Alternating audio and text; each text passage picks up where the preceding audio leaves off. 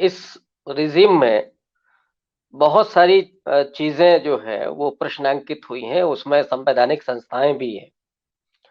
अब तो supreme court पर भी सवाल उठ रहे हैं और चुनाव आयोग की जिस तरह की हरकतें रही हैं इधर चुनाव आचार संहिता के बावजूद, चाहे वो मोदी हों, शाह हों या योगी आदित्यनाथ ने जिस तरह के भाषण दिए हैं या चुनाव के ठीक 1 दिन पहले वो पूरा एक इंटरव्यू देते हैं और वो प्रसारित होता है। आपको याद होगा कि एक ज़माने में राहुल गांधी ने इंटरव्यू दिया था तो उस पर रोक लग गई थी। तो चुनाव आयोग ने इस पर क्यों नहीं रोक लगाई? एक बड़ा सवाल ये है। सुबह योगी आदित्यनाथ ने एक वीडियो जारी करके जिस तरह की बातें की कि केरल और बंगाल बन जाएगा उत्तर प्रदेश तो अपना वोट बहुत सँभाल करके देना है। जबकि ये भूल गए कि केरल इस समय भारत का सब सर्वश्रेष्ठ राज्य माना जाता है। तो इस तरह के आचार संहिता के बीच में बयान आना मुझे लगता है कि वो चुनाव आयोग पर बहुत बड़े सवाल खड़ा करता है। दूसरा जो ईवीएम का सवाल है, तो वो एक बहाना ये हो सकता है कि भाई अब वो टेक्निकल एक इक्विपमेंट है, तो उस पर तो किसी का वश नहीं है। लेकिन ये भी होता है कि जो तैयारी होती है, उसमें एक्स्ट्रा ईवीएम मशीनें रहती हैं और दुरुस्त करने का या उनको रिप्लेस करने के लिए तत्काल कार्रवाई होती है और अगर इसमें देरी हुई है जिस तरह के दृश्य देखे गए कि कुछ जगहों पर महिलाएं धरने पर बैठ गईं, तो मुझे लगता है कि उसमें चुनाव आयोग शक के घेरे में आता है कि अगर ईवीएम रिप्लेस नहीं हो रही है या आप उसको सही करने में देरी हो रही है तो ये तो चुनाव आयोग की प्रक्रिया पर सवाल है। लेकिन दूसरी तरफ आप देखिए कि जो वोटिंग का पैटर्न है, वो शहरों में कम दिखाई पड़ता है और गाँव में ज़्यादा दिखाई पड़ता है। ये सीधा साइन है इस बात का कि शहरी इलाकों में जो बीजेपी का मतदाता आम तौर पर ज़्यादा होता है। ग्रामीण क्षेत्रों में दलित और पिछड़ों की आबादी ज़्यादा है और वो जो समाजवादी पार्टी, आरएलडी या बीएसपी का वोटर है। नोएडा में, गाज़ियाबाद में, इन शहरों में जो परसेंटेज है वोटिंग की वो कम है। इसका मतलब है कि जो वोटर है भाजपा का, वो निकलने में थोड़ा संकोच करता रहा, आलस किया उसने या उसमें उत्साह नहीं था। और वो शायद उस नब्ज को भी देख रहा था कि भारतीय जनता पार्टी यहाँ कमज़ोर स्थिति में है और दूसरा ये भी है कि संभव है कि उनको वो दृश्य याद आ गए होंगे, जब कोरोना के समय वो बीजेपी के समर्थक होने के बावजूद उनको ऑक्सीजन नहीं मिल रही होगी, उनको अगर उन्होंने किसी परिवार के व्यक्ति को खोया है, तो शव जलाने को लेकर के भी लंबी-लंबी लाइनों में उनको रहना पड़ा।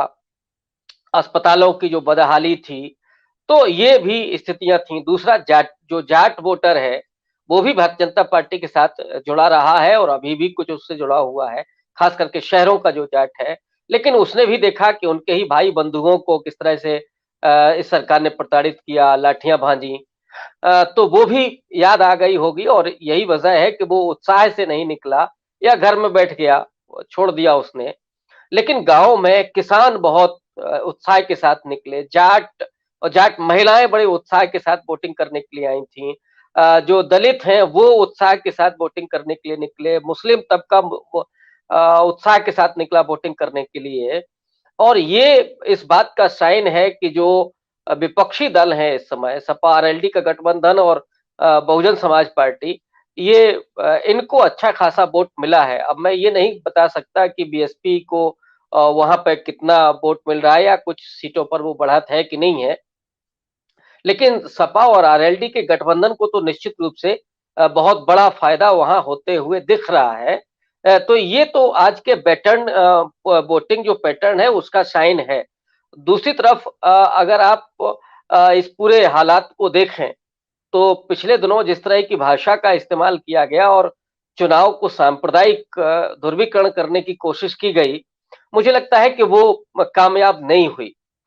क्योंकि 2013 के जो हिंदू मुसलमान दंगों के जो जख्म थे, वो जख्म किसान आंदोलन ने तो भर दिए थे, लेकिन किसान आंदोलन के दरमियान जिस तरह के अहंकार का रवैया था सरकार का, 700 से ज़्यादा किसान शहीद हो गए वो जख्म ज्यादा ताजा थे, वो जख्म ज्यादा हरे थे। और यही कारण है कि जाटों ने इस पूरे लोकतंत्र के उत्सव को इस सरकार के खिलाफ बदला लेने के रूप में इस्तेमाल किया। बदलाव की जो छटपटाहट थी वो उनके भीतर बहुत बड़े पैमाने पर दिखाई दे रही थी। तो ये भी चीज़ वहीं से निकल कर के आ रही है। और दूसरी तरफ जो भारतीय जनता पार्टी है वो गाँव में तो उसके जो बूथ मैनेजमेंट करने वाले लोग हैं वो भी बहुत कम संख्या में दिखाई पड़े। माना ये जा रहा है कि उनको डर था कि कहीं जो गुस्सा जाट हैं, जो किसान हैं वो कहीं उनके साथ कोई अभद्रता ना कर दें। तो वो जाटों की नाराज़गी को मोल नहीं लेना चाहते थे और इसलिए वो वहाँ से हट गए थे या वहाँ पहुँचे ही नहीं थे। तो ये भी इस बात को दिखाता है कि भारतीय जनता पार्टी को कितना नुकसान हुआ है उन इलाकों में, ख़ास करके ग्रामीण क्षेत्रों के इलाकों में। लेकिन एक ज़रूर बात है कि वोटिंग का जो परसेंटेज है, वो कम हुआ है, 60-61% पहुँच रहा है, जबकि पिछले चुनाव में 64% वोट पड़े थे। अब इसको लेकर के भी कुछ लोग बात कर रहे हैं, लेकिन मुझे लगता है कि इसमें पोस्टल बैलेट को भी ध्यान में रखा जाना चाहिए।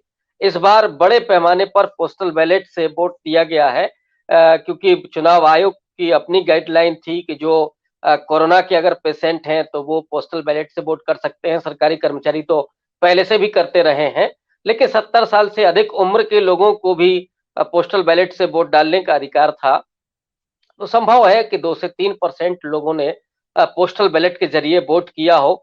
तो ये जब ऐड होगा तो हो सकता है कि 63-64% वो वोटिंग हमको दिखाई पड़े और ये 2017 के अनुसार ही वहाँ पर उस आंकड़े तक पहुँचता है। तो इसका भी प्रभाव दिखेगा लेकिन आज के इस चुनाव को देखते हुए, पहले फेज़ को देखते हुए, एक बात तो निश्चित रूप से कही जा सकती है कि जो सत्ताधारी दल है, वो बिल्कुल कमज़ोर स्थिति में पड़ गया है।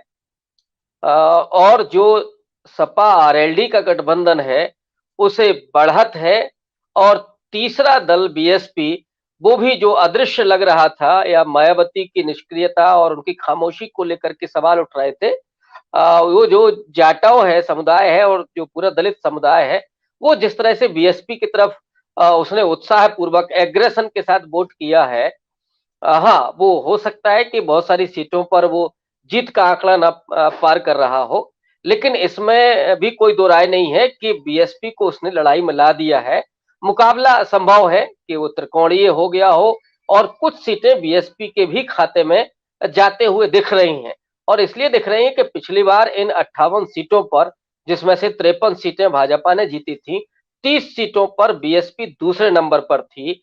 और ये भी माना जा रहा है कि मायावती ने जिन प्रत्याशियों का चयन किया है, वो बेहतर कैंडिडेट हैं, लेकिन जो उनके मुस्लिम कैंडिडेट हैं और आरएलडी सपा गठबंधन का अगर मुस्लिम कैंडिडेट है, तो उसमें से ये माना गया कि बीएसपी का कैंडिडेट कहीं वोट काटने के लिए तो नहीं आया है, अब मायावती की ये स्ट्रेटजी तो नहीं है।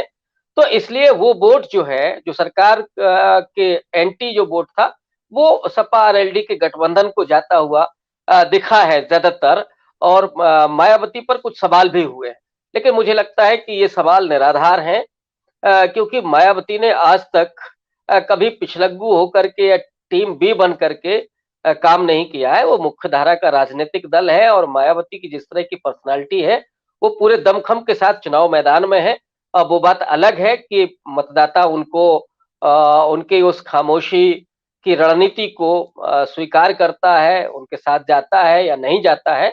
ये तो हम लोग 10 मार्च को जो परिणाम होंगे उनसे देखेंगे। लेकिन मुकाबला निश्चित रूप से बहुत दिलचस्प हो गया है और यही साइन आगे के चरणों में दिखाई पड़ेगा। पूर्वांचल तक जाते-जाते ये लड़ाई और मज़ेदार हो सकती है। बीएसपी को और ज़्यादा यहाँ से बढ़त दिखाई पड़ सकती है और कभी-कभी तो ये भी लग रहा है कि कहीं ऐसा ना हो कि 7वें चरण तक पहुँचते-पहुँचते बीएसपी दूसरे नंबर की पार्टी हो जाए और भारतीय जनता पार्टी तीसरे पर पहुँच जाए। ये तो जी। फिलहाल आज के पैटर्न से यही लगता है। और आप हमसे जुड़े रहने के लिए सब्सक्राइब करें YouTube पर, फॉलो करें ट्विटर पर और लाइक करें Facebook पर। और ज्यादा जानकारी के लिए आपको टाइप करना होगा सिर्फ न्यूज नशा।